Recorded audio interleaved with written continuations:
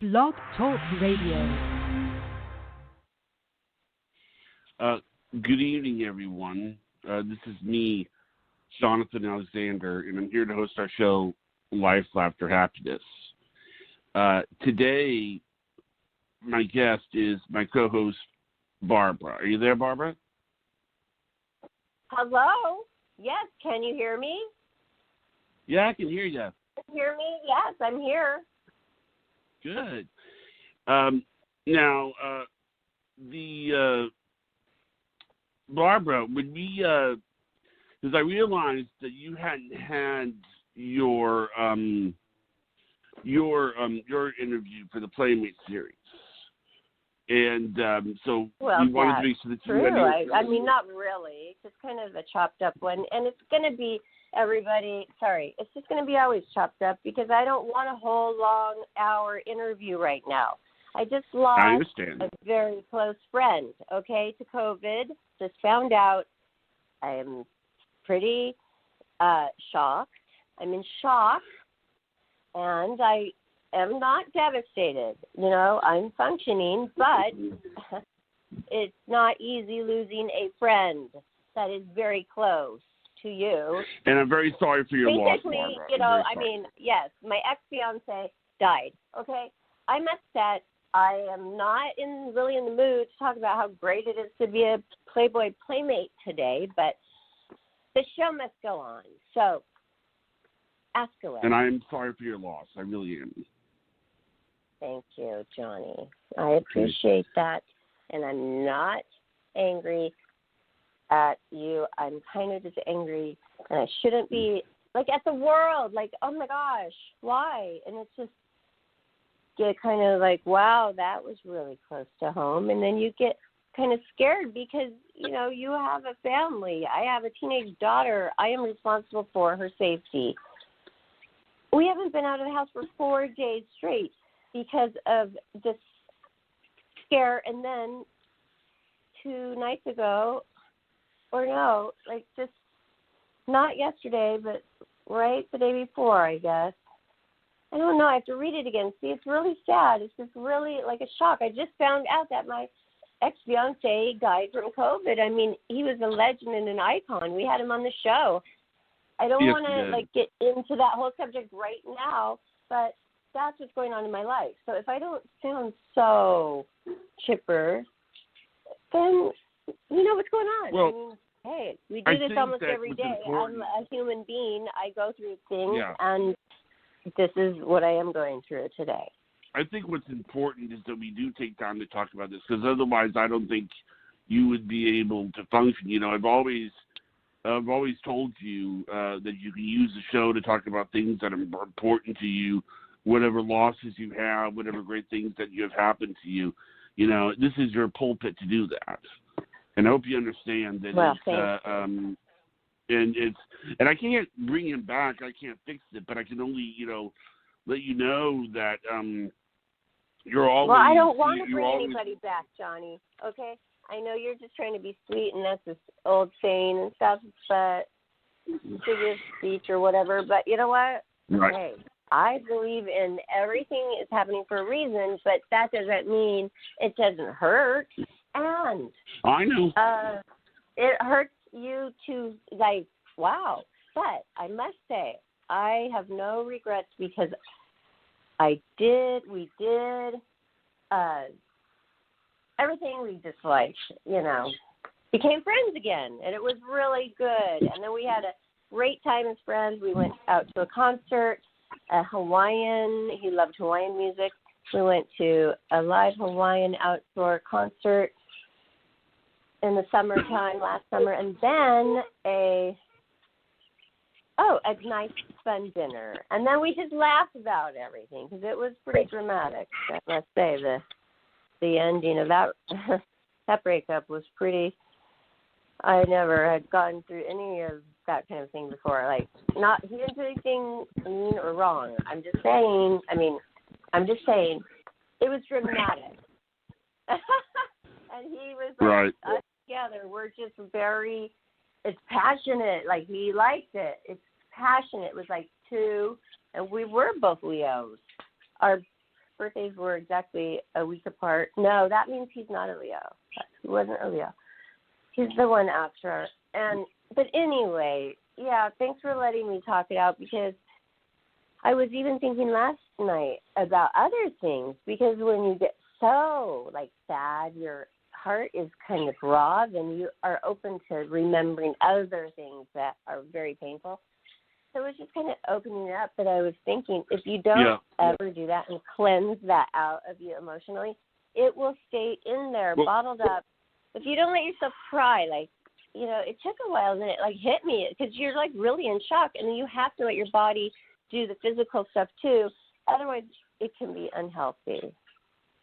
Well, like, I remember, like, last night when we talked, and I sort of felt you were having a bad day. I could tell, you know, just like from his calling you. It's I don't know if it was mental telepathy or psychic or picking up on something, but it was like I could tell that Barbara was having, you know, a really rough day, and I guess, you know, and I just thought, okay, well, I will. And I'm not going to go into any of this show business stuff on the air, but what I'm just saying is I wanted to just let you know I was there for you as a person. And I know, but you are right. I just mentioned that you touched upon something I would like to elaborate on, please. Sure. Okay.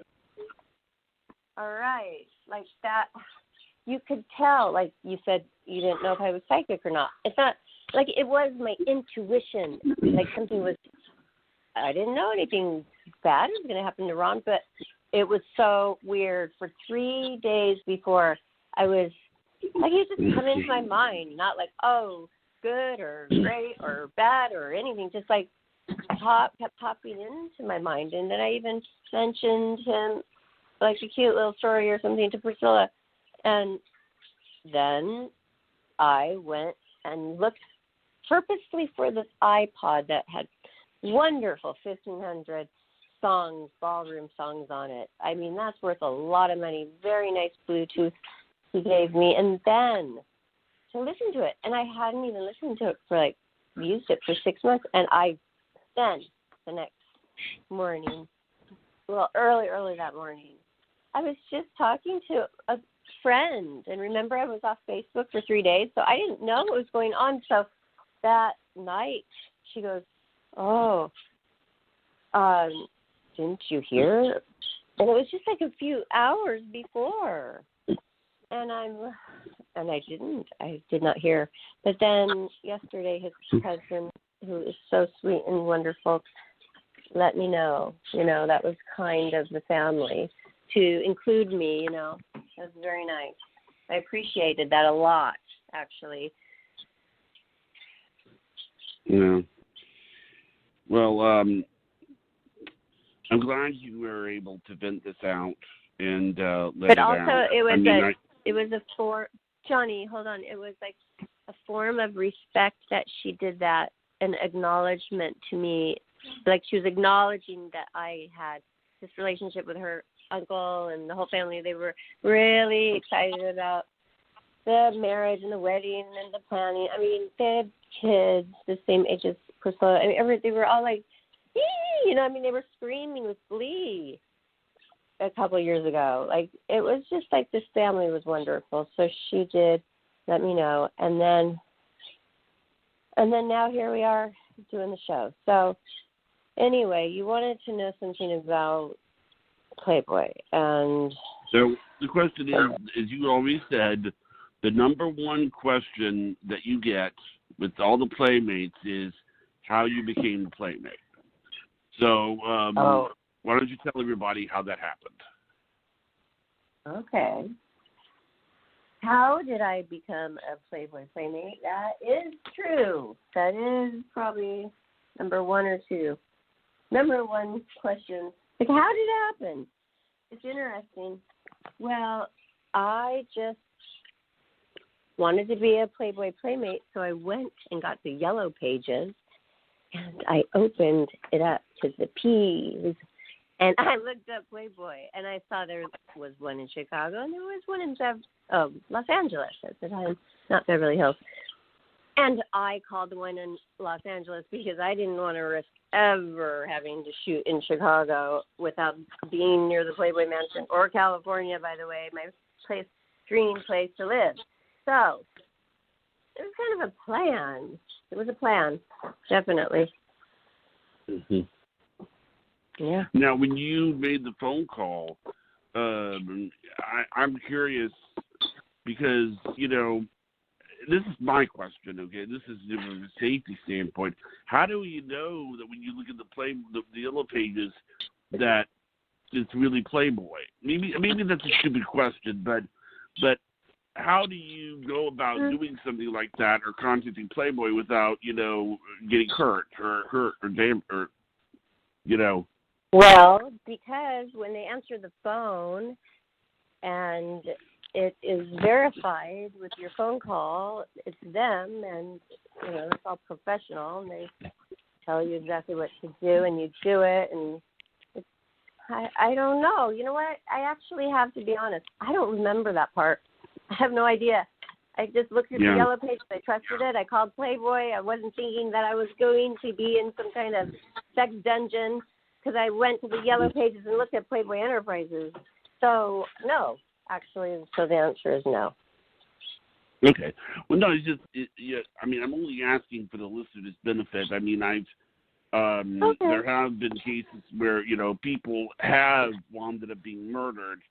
And I think there was a majorette, many years ago. This lady got murdered. No, I know who you're talking about, but that had nothing to do with Playboy. So are we talking about modeling or are we talking about Playboy today? Well, Johnny, it's a big difference, huge difference. The world of modeling is way different than just what we're talking about, Playmate life.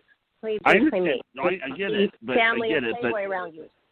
And so you're talking about something completely different, and I don't want to do that. I just want to stick to the topic because that's another person that was killed and murdered, and you know what? Close to me that I modeled with, and I can't do more loss right now. All right. Let's stay positive. No, I didn't think I was going to get raped and murdered when I called Playboy. The answer is no. Okay.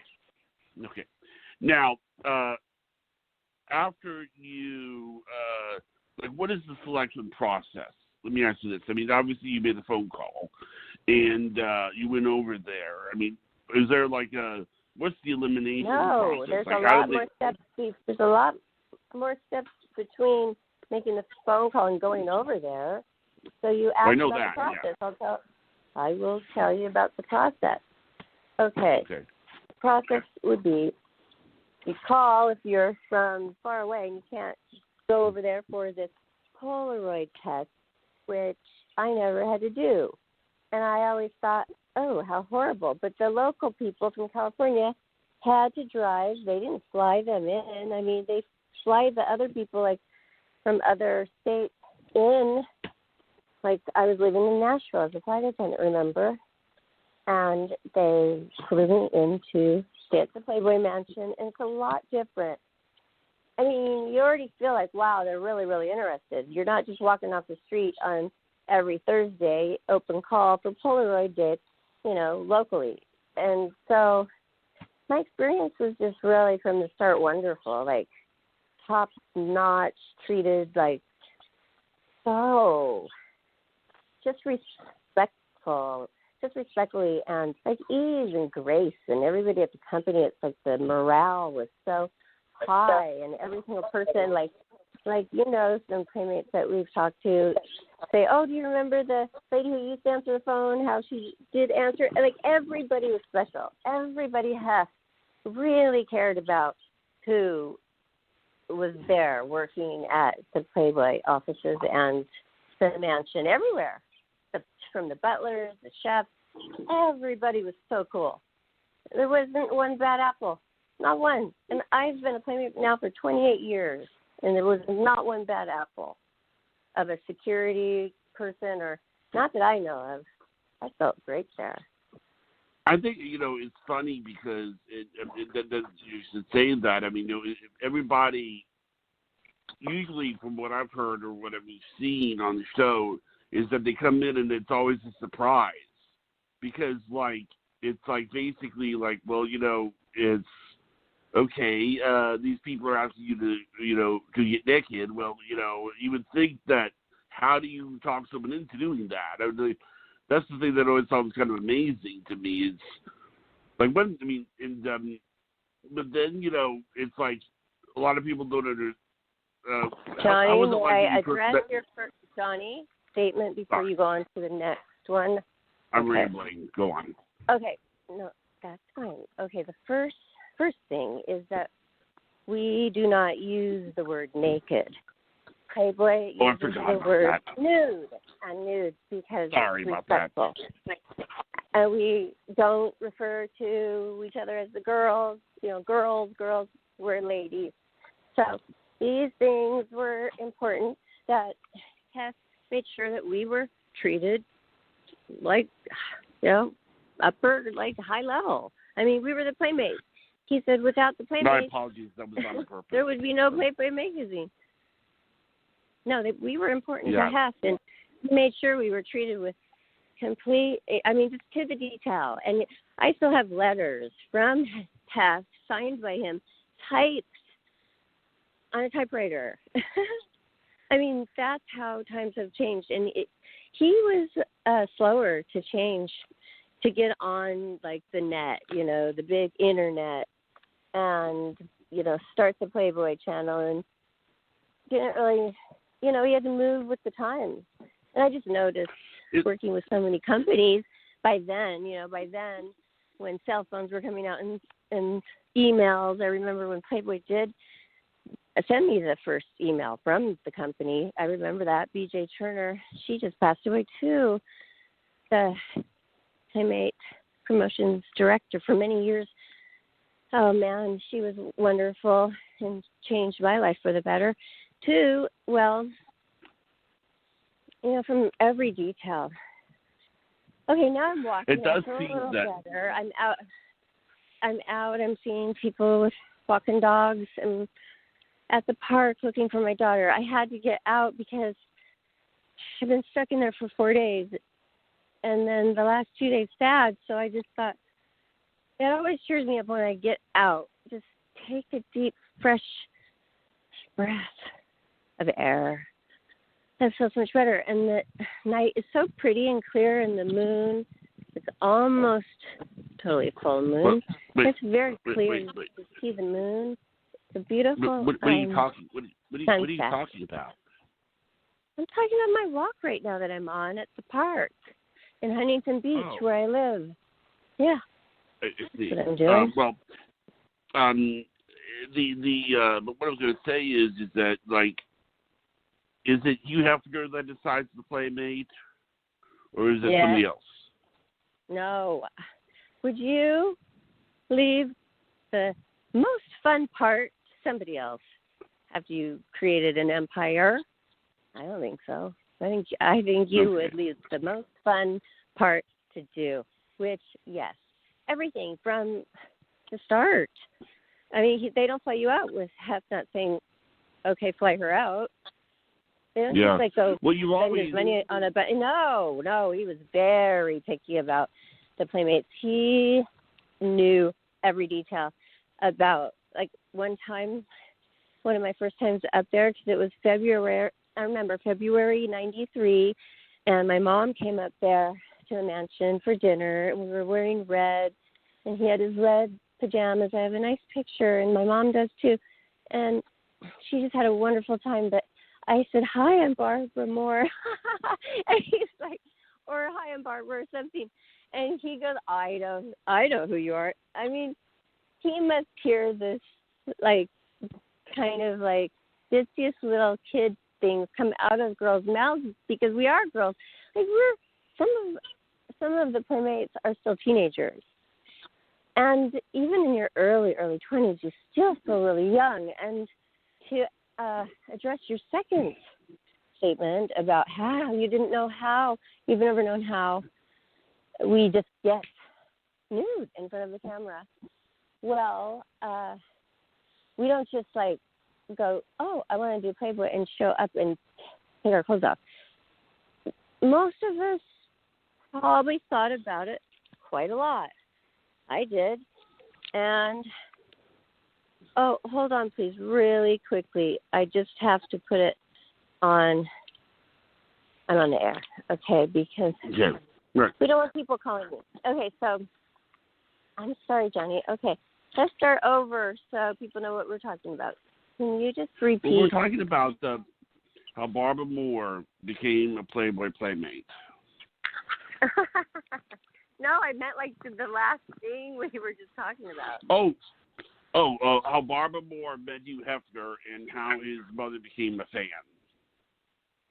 Yes. Right? And my mom was up there. Yes, and it was for Valentine's dinner, but it wasn't a thing. It wasn't a party. It was just one of the regular nights that just happened to fall on Valentine's night. And we went up for dinner. She was visiting from Seattle, Washington, where I'm from. And then got to sit by Tony Curtis, which was, oh my gosh, she just loved him when she was young, like a teenager. Like, that was her era. Like, that was, okay, that's it, okay? Do you know how good looking he was when he was young? And he was always at the mansion. He was a very cool, nice guy, and he sat right by my mom and made her night or made her month. I don't know, maybe made her year. But she loved Playboy after that. Oh, yeah. She was a little worried, but when she went and had dinner with Hef, sat across from Hugh Hefner, and right next to Tony Curtis and all the other nice people there in the beautiful dining area, she just thought, okay, my daughter's in good hands here. I will say this: you are the girl next door. You very much fit the girl next door. I mean, you look like the girl next door. You know. Ooh. I mean, it's true. I mean. Well, thank you. I mean, that's really, I think, what he looked for. Just looking for the Playmate book, which we do a lot. We are interviewing so many. You look and you see. It seems like they have always some special thing in the eyes.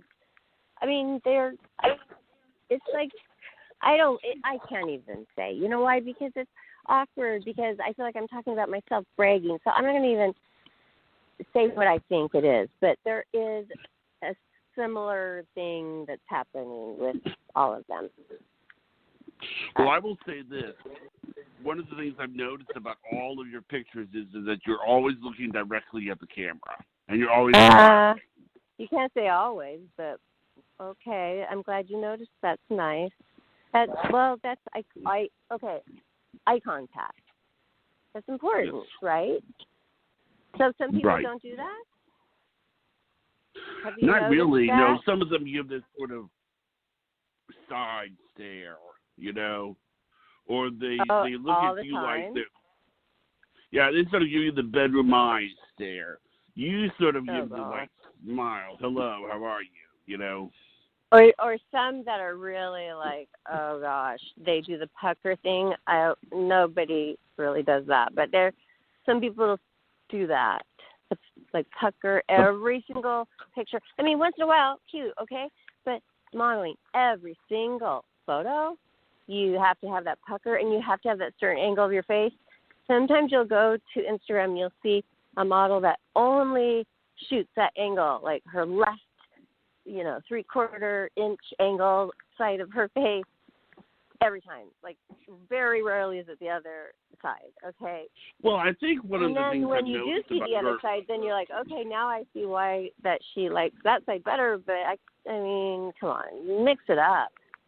So, but I think one of the things I love about your pictures is because what you do is you'll do these pictures like of you like in this swimming pool. Your arms will be on the side of the pool, and you'll be like drop dead gorgeous. But the thing is that you still are not unapproachable. Like you're still a woman that I would go over and talk to. You understand? Really? It's not. I kind of always wanted to be the one that is the one that is not approachable. Like I try to be that, like the total vixen, and it doesn't work. No, and that's okay because I know I've tried not to be. That's what I'm trying to tell you. I've tried not to be, and I never can be. And I'm always, okay, I might get down a little bit, today, and of course, normal. But I'm usually always bubbly. I can't help it. It just comes out of me. No, you're very approachable. That's the thing. I'm nice It's very to easy to people. come I over go to to 7-Eleven. I'm really nice to the guy. I'm never rude to You're the very grocery easy store to people. talk to. You always Even if look they're rude to easy me, to I'm talk still to. nice to them. You always I look can easy be to talk firm. to, even, I can be firm. I can be firm, I think, when I am not getting my point across to you. I can be firm.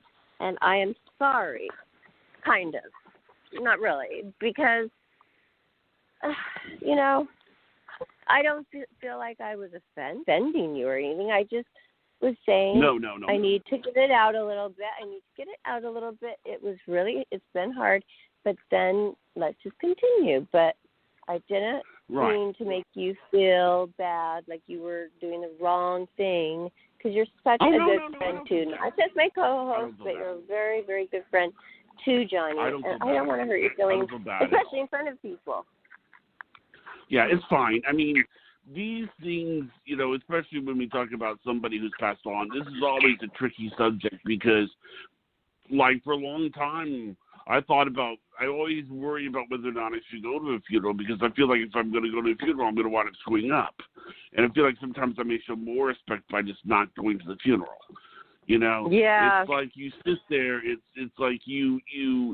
I don't go out of my. I mean, it's like you walk up to somebody who is just passed on. Talking to someone passed on. You go, should I say this? Should I not say this? And then in the background, my sister's like, don't say that. Don't say that. It's almost like I've got to walk on a minefield. Well, I know what you should do. Oh, Johnny, I have the perfect advice for you for that. If that happens again, I do have good advice for these things. Just don't, like you mentioned, eye contact. Don't make any eye contact with anybody at the funeral, and nobody will approach you, and you won't have to talk at all. But at least they'll notice that you're there, and then you'll just be down, and you can have your head down like you're crying. You can't talk because you're sad, okay? So that's how you deal with funerals if you don't want to talk. Right? Well, it was a little bit, I mean, I'm not going to go over past funerals in my life because I think that we've already, gotten low, already. But the thing is that I just think that it's a tricky subject. My father just says, just say sorry for your loss, which is what I say. But it's... Yeah. But Johnny, it's very scary. We don't have to go to funerals now because they don't allow funerals because they don't allow the gatherings of people. So that's even more sad on top of everything else because these people don't even get, what they deserve with a nice, big, huge memorial service when they're, an iconic person. I mean, who's touched so many people. It just seems so tragic, that's all. I know. I mean, do you feel like, like what was the moment that you found out that you got it? Like, that you got the centerfold? Oh gosh. I think about that too, and I just don't remember. Isn't that weird? I just don't. Because interviewing all of them, I think it may be a letter, and if it was a letter, I have it because I just put everything in boxes, in storage, and someday I'm going to go look through, and I've kept every single one of my fan letters with envelope, and when I'm finished completing every single one, I always put a check mark on that front, and I've used that system now for 28 years signing autographs, and I still am signing autographs. Oh my gosh. I'm so sorry if anybody's listening and I'm late on your autograph. That Christmas was really hard, and the back going out right before Christmas. But that's why we need to take care of ourselves. And when we are stressed out, get your rest, because right before every Christmas, it seems like that happens to me. So that's obviously telling me I need to take care of myself and rest. And like right now, don't be hard on yourself when you're losing people. And like I told you privately, the other night on the phone. I feel the universe. I feel like I can feel I'm sad for the world. Like I feel the energy is sad. Do you feel that? I feel like it's been a source of stress for me because, like the COVID has sort of slowed things down a little bit. Like, for example, like it's like I want that vaccine. I want that vaccine so that I can come out and see you, or you can come out and see me. And I want that. And my parents, they got their vaccine, which I'm really happy for, and they're going to be fully vaccinated on the 12th. But the thing is that it seems like everything is just sort of slowed down. It seems, and it's sort of like it's just hitting people. It seems like me. I was like, oh, it's not that bad.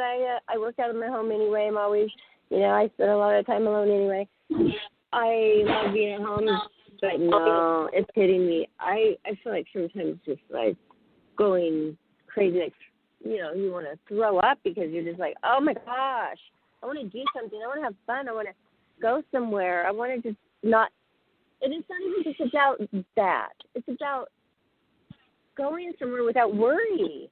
I mean, how many years is that going to be?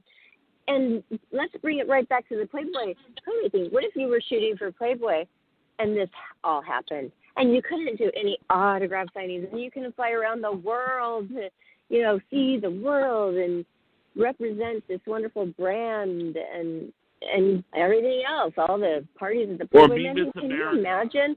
All of that is like gone, and you're the one that didn't get it. Oh God, that was. See, there's people like that who are going through that. I know. It's like you have to start slowing down. Everything is just slowed down. I mean, I think that as people become vaccinated, I feel like there'll be more, it'll be more like the regular life. But yes, right now, okay. Okay, well, we all know about it. Okay, go listen to the news. Now, what else do you want to know? Is that all you want to know? I mean, you don't want to know if I've ever done a cover or how... Well, obviously we know how your parents... I don't know, my centerfold went, it looks like, who I am. What about your father? What my month is. What about your father? You told me about your mom. You told me about your mom. What about your father? Oh, okay, what about... Your question is too broad. What about my father? How did your father react to you being a Playboy Playmate? Oh, he thought it was so great, and I couldn't wait to tell him. I knew he would be so proud. What did he say? Did he ever go to the mansion with you? Oh, yes. Oh, he has pictures with Hugh Hefner. He's one of the first fathers, that ever went up for Easter. Before the big, huge Easter got big, there was a small Easter, and that was really early on. And then it just became a big thing where you got the petting zoo, and that's what most people remember and talk about. But I remember there was an Easter, it was just a few people. Who knows, maybe somebody died or something close to half. And my dad, he looked so beautiful, and he wore a suit, and it was Easter Sunday, and I dressed up, and we went around and got the beautiful hand-painted eggs that they spent 3 months prior to Easter. All of the workers at the Playboy Mansion work on it. And they all do their own custom artistic eggs. And they blow out the yolk, and they're beautiful. And I still have a huge collection of those still in my storage, all, back in the egg cart. And would you like to know what happened once at one of those Easters? Sure, go right ahead. Besides my dad going there, and my dad. Oh, by the way, sorry, I was talking about Dad. Okay, my dad also went up for a Playboy Christmas party because they would have a Christmas party, and a lot of the employees would come, and then they would have a huge New Year's Eve party for the friends. Okay, well, but the Christmas party was still fantastic, and it was black tie and evening gown. It was like really gorgeous scenery, and my dad was invited by a Playboy Playmate, and I had nothing to do with it. He was just at a glamour con once and met her, and then asked her out on a date. Or no, she asked him. Oh, at glamour con, she asked him. I guess they exchanged numbers or something. She said, "You want to be my date for the Christmas party at the Playboy Mansion one year?" And I remember how wonderful that was. I was with Lorenzo Lomas at the time, engaged. It was the funniest story ever, but it's too long for tonight. And we all were up there. My dad got up to the Playboy Mansion without me. And I had nothing to do with it. Dolores Del Monte, I thought you would ask, but I'll just go ahead and talk to the Playmate, was, Dolores Del Monte. And I believe she was Miss March 1954, so she's the most, what would you call it? Vintage, they call it. They call it vintage after 10 years.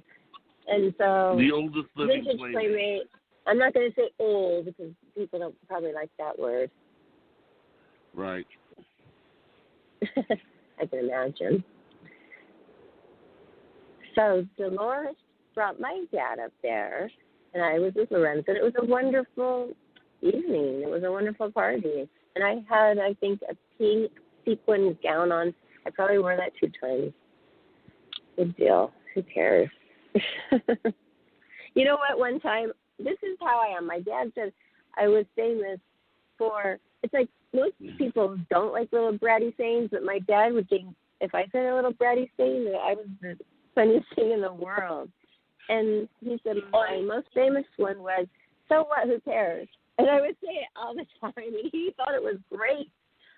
And so he would just like giggle and chuckle every time I was, "So what, who cares?" And I just caught myself saying that again a couple of times recently in life. Some things just stick with you because I don't care. I went to the Ivy restaurant when my daughter was like 6 months old, the baby in a stroller, with my mom when she was visiting, and I had those pink foam rollers in my hair. And you know why? Because I don't care. So what? Who cares? So what? Who cares? And my mom goes, "I can't believe you're going to the Ivy restaurant, Beverly Hills restaurant with the rollers in your hair." I just sometimes don't. I just sometimes don't care because I have my life full of getting fancy for photo shoots, having my makeup and hair done, getting the wardrobe on, modeling 100 to 300 pieces of clothing and swimwear and lingerie per day in catalogs. And you know what? I really am the girl next door. You always are, yeah. Yeah. Luann Lee said she couldn't believe that I actually mop. I don't really keep it up that well, but I have those Swiffers. I mean, you got to do what you got to do. If you have a housekeeper, you still got to clean up in between. It's not like I used to. We go through times where we, have our billionaires, and then we have ourselves, and we're single moms. So we go through a lot of different changes. So you're interviewing me, and you're doing a great job. And it's just hard to put really in a nutshell everything. I just need more specific questions to make it interesting if you would like to. That's okay. I mean, what I find interesting is the fact that you were able to, you said yourself, you always, most I wonder, you want to be a playmate. I mean, if you weren't a playmate, what would you want to have done? You know what my goal was when I fully developed and I realized, okay, whoa, hey, my dream did come true. Really, it did. Since I was 12, I looked at Playboy. My dad subscribed. He was a big fan of Playboy, and so was my uncle on the other side of the family. It was not a sin for me to do it. Okay, so he was very proud, like I said, but I would look at that starting at age 12, 13, and I just hoped that I would grow up to look like that, so I could be in there, so I could be one. I wanted to be one, and I was still too shy around 18, 19, 20, 21. My goal still was, because I was living in Nashville, because I was based there, I was a flight attendant for American Eagle. And so I was out there in the South.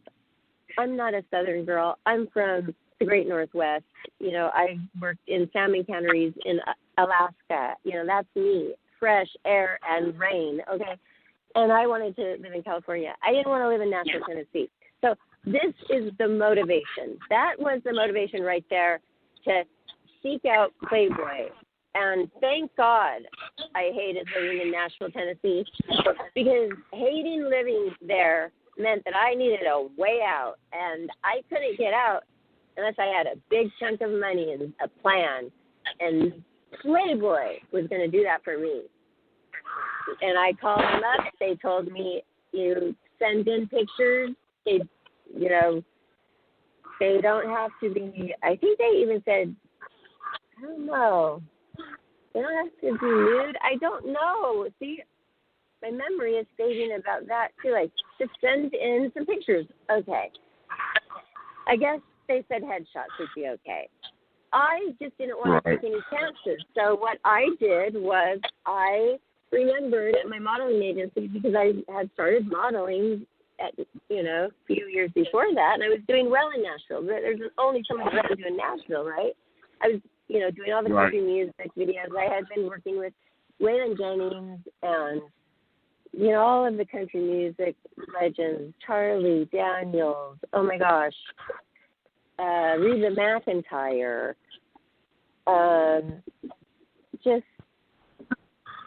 I met Johnny Cash. I mean, I met a lot of them, Glenn Campbell. I mean, they're all over there in Nashville. There was plenty of music videos to do, but that's about it. I mean, you want to go. You were in Johnny. So you were on Jay Leno. You were on the Tonight Show.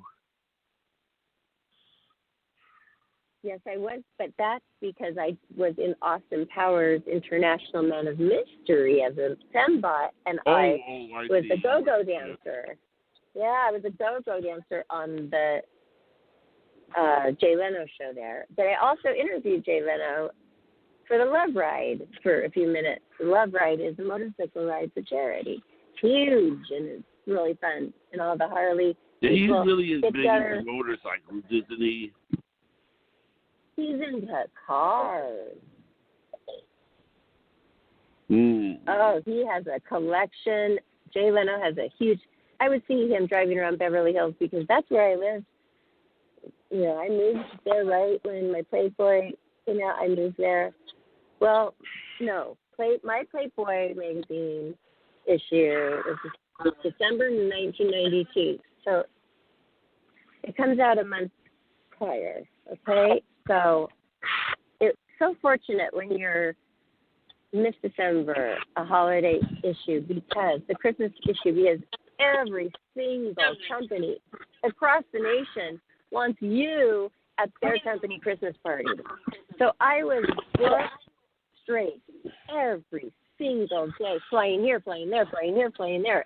The photos would be there for you to autograph. All you had to do was like usually 2 hours of autograph signing for the company party, and then get up and enjoy the party with them. That was your job.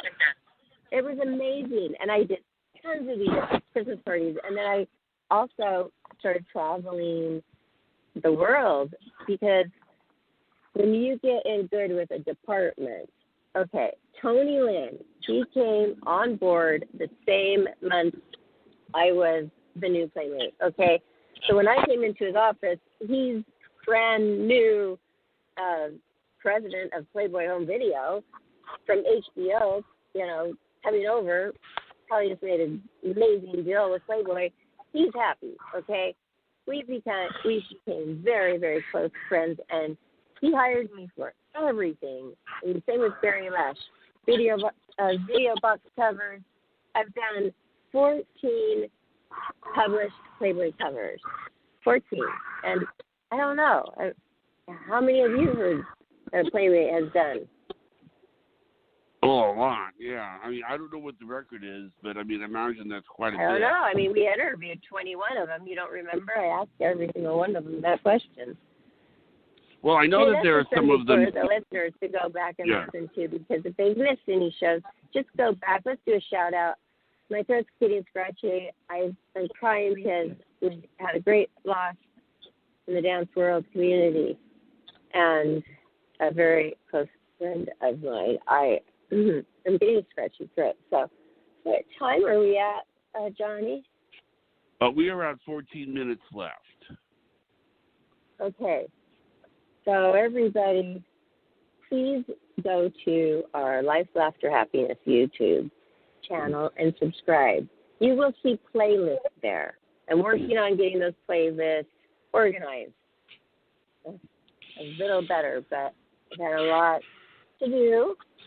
But just please bear with it and go seek out the interviews section, and you will find Ron Montez, 7-time Latin U.S. champion, undefeated. And he just passed away from COVID on the 24th. And there's a lot of people out there sad and mourning his loss. And so I just want to say thank you, Johnny, for allowing me. Like you always say, I want you to bring your friends on. He was one of my first ballroom judges ever. And I went to a dance camp, and then that he ran. I mean, this was in 1999. And he was a judge for years, and I never really talked to him. And then, I don't know, all of a sudden we just started talking, and I started working as his assistant dance helper, and we traveled around a little bit, and then we just got engaged. I mean, we got engaged, okay? We got engaged. So then it didn't work out, but that's fine. Hey, sometimes they're better friends than they are marriage, you know, for you. That's true. Anyway, I'm not saying anything negative. It didn't work out. So anyway, some time went by, and we became really good friends again. And went just recently and saw a wonderful concert together and had a wonderful dinner. So, you know, when a friend passes away, you feel the regret, like, oh no, I wish I would have went over. Remember BJ Tree? I wish I would have gone over. And she said, oh, I want to have you over to my house for dinner. And we never made the set up the date. Oh, I wish, you know, with him, my ex-fiance, my friend, my good, long, I don't know, just like a very, very, very iconic legend and good friend. And I don't know, we shared a lot of fun times together. And he will be very, very missed. And our prayers go out to him to rest in peace and his wonderful family. And our prayers are with them. And the friends. I mean, the friends were like family. Oh, he had so many friends and just people, admirers, and people he had changed their life and taught how to dance, and just very, you know, very noble person. So thank you very much for listening, and we will continue my Playboy Playmate interview another time because, you know, there's a lot of interesting, funny stories, and I just wasn't up to being that chipper. That's all. I know. I love you guys. I love the listeners, and thank you, Johnny, for everything. And hey, the show must go on. All right. Yes, it does.